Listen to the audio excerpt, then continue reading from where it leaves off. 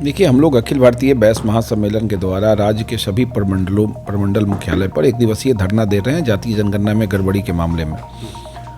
और अखिल भारतीय बैस महासम्मेलन के सभी पदाधिकारियों से हम लोगों ने बात किया है। सभी प्रमंडल के प्रभारी हों, अध्यक्ष हों, जिला के हों, सब लोगों को हम लोगों ने आग्रह किया है उन लोगों से कि आप जिला स्तर पे 11-11 की कमेटी बनाइए सक्षम समर्थवान लोगों का, और जिले के अंदर में बैस समाज या व्यावसायिक वर्ग के लोगों के साथ जो भयादोहन की घटनाएं होती है, रंगदारी की घटना हो रही है, लूटपाट हो रहा है, आपराधिकृत हो रहा है, उनका शोषण हो रहा है, ऐसे मामलों को चिन्हित कीजिए। और जो बड़ी घटना है, जो लगे कि भाई बहुत बड़ा घटना है, ऐसे मामले में ये 11 सदस्यीय टीम जो है पीड़ित परिवार से जाके मिले और संबंधित घटना की जानकारी संबंधित पदाधिकारियों को दे।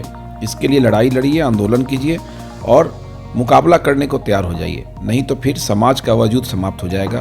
बैस समाज व्यावसायिक वर्ग को चंदा का साधन, रंगदारी का साधन जो लोग समझते हैं, इनको मुंहतोड़ जवाब देने की ज़रूरत है कि मेरे ही माध्यम से सरकार चले, हम ही चंदा दें, हम ही सब कुछ करें और शोषण भी हम ही लोगों का हो। इसका पुरजोर विरोध होना चाहिए और इस पर हम लोग काम करना शुरू कर दिए हैं। इस लड़ाई को हम लोग लड़ेंगे। हम लोगों ने आग्रह किया है सभी समिति के लोगों से कि सामाजिक कार्यों पर ध्यान दिया जाए।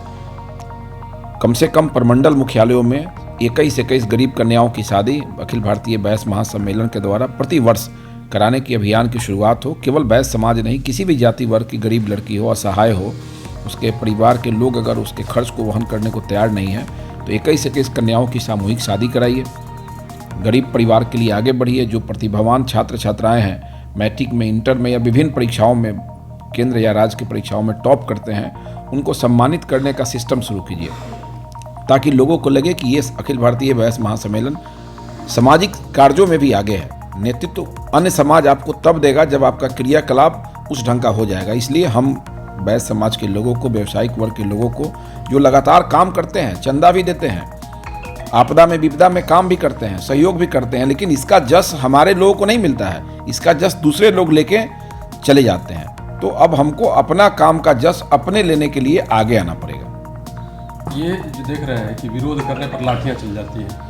देखिए, ये तो आपराधिक प्रवृत्ति वाली सरकार है। महागठबंधन का ये लठबंधन की सरकार है। सैकड़ों घोटाले इनके नाम पर दर्ज हैं, सैकड़ों आपराधिक मुकदमों से दबा हुआ इनके मंत्री परिषद के लोग हैं।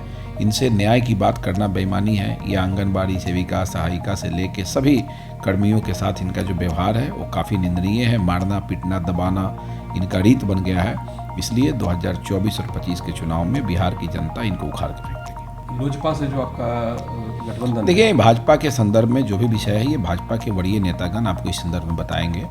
राजनीति में चिराग जी अगर हमारे साथ हैं, दल के साथ हैं, भाजपा उनके साथ है, तो ये राज्य के हित में हम लोग एक दूसरे से जुड़े हैं। और एक नया जो एक राजनीतिक दल के रूप में ही जो है प्रशांत किशोर जी उभर रहे हैं।